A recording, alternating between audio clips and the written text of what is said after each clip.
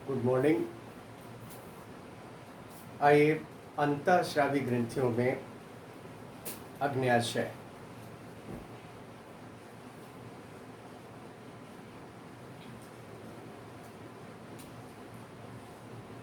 अग्न्याशय इसको इंग्लिश में बोलते हैं पैनक्रियाज।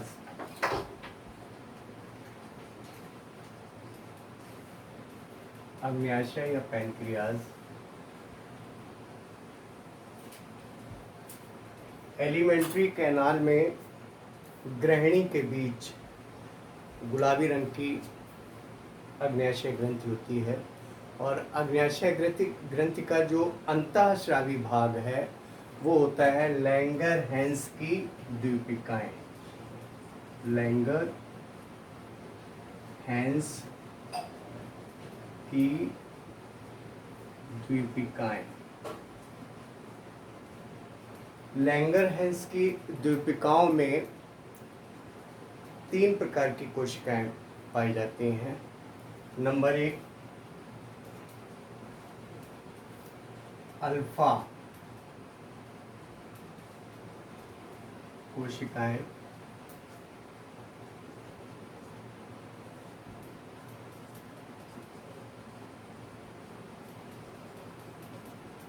अल्फा कोशिकाएं। अल्फा कोशिकाओं से ग्लूकेगॉन नामक हार्मोन स्रावित होता है। ग्लूकेगॉन, और ग्लूकेगॉन करता क्या है? ग्लाइकोनियोजेनेसिस, यानी कि जो ग्लाइकोजन संचित रहता है यकृत में, जब रुधिर में ग्लूकोज की कमी होती है तो यकृत में संचित ग्लाइकोजन को ग्लूकोज में बदल के रुधिर को दे देता है और रुधिर में ग्लूकोज की संतुलित अवस्था आ जाती है। इसके बाद दूसरी कोशिका है बीटा कोशिका है। बीटा सेल्स, बीटा कोशिकाएं। बीटा कोशिकाओं से इंसुलिन नामक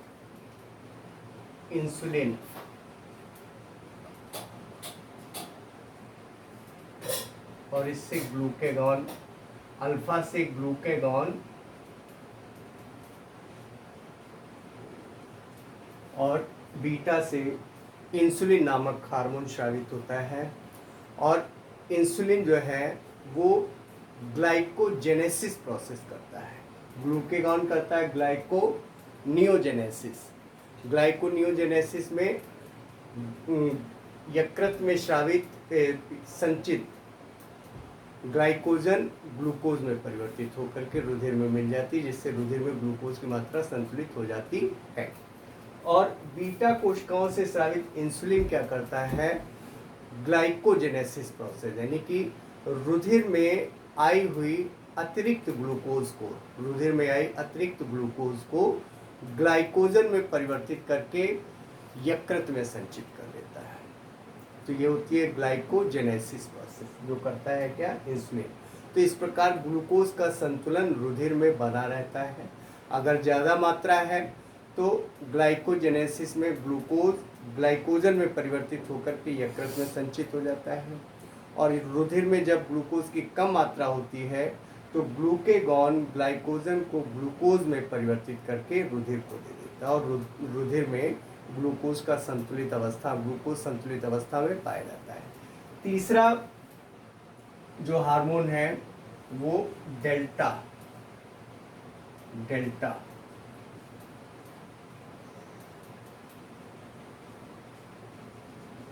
कोशिकाएं। डेल्टा कोशिकाएं जो होती हैं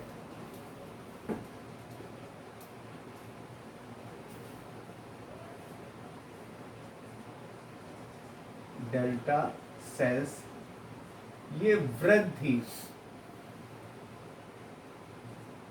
निरोधक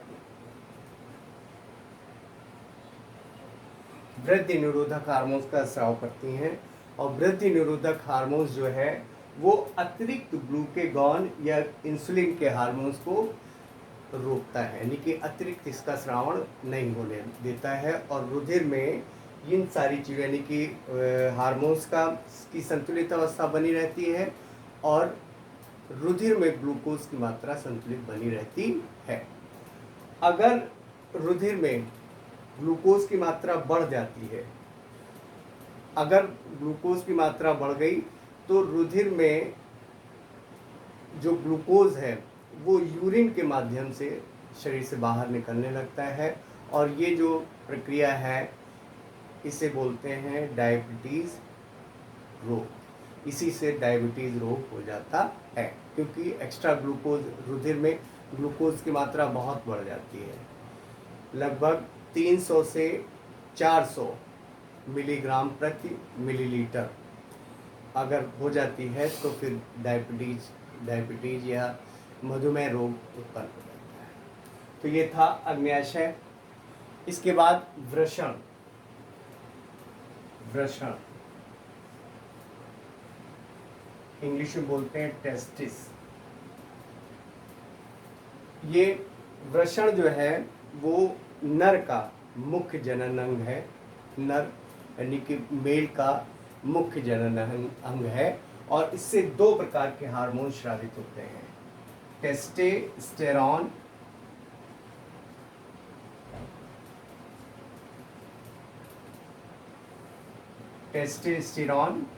और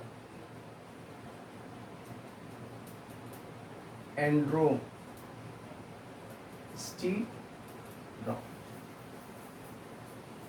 ये दो प्रकार के हार्मोन्स इससे स्रावित होते हैं, टेस्टोस्टेरोन और एंड्रोस्टेरोन।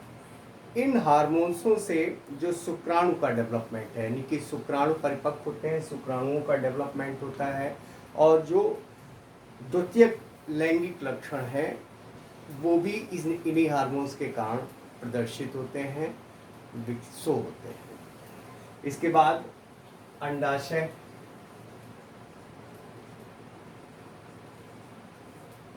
ओवरी।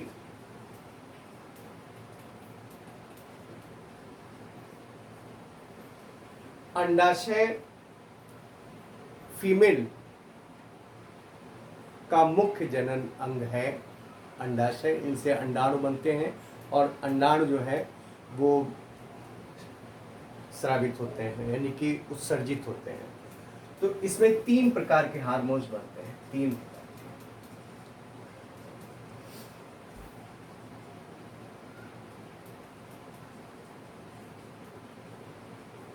3 प्रकार के हार्मोन्स अंडाशय से स्रावित होते हैं और ये है एस्ट्रोजन।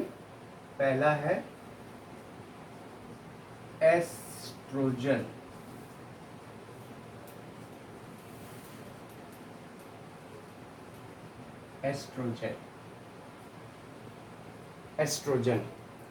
Oestrogen Graafian पुटिका। अंडाशय में एक अस्थायी संरचना बनती है ग्राफियन पुटिका। ग्राफियन पुटिका से स्रावित होते हैं एस्ट्रोजन और इनसे जो द्वितीयक लैंगिक लक्षण है और प्राथमिक लैंगिक लक्षण इन्हीं के द्वारा शो होते हैं, प्रदर्शित होते हैं। तो ये था एस्ट्रोजन। इसके बाद प्रोजेस्टेरॉन।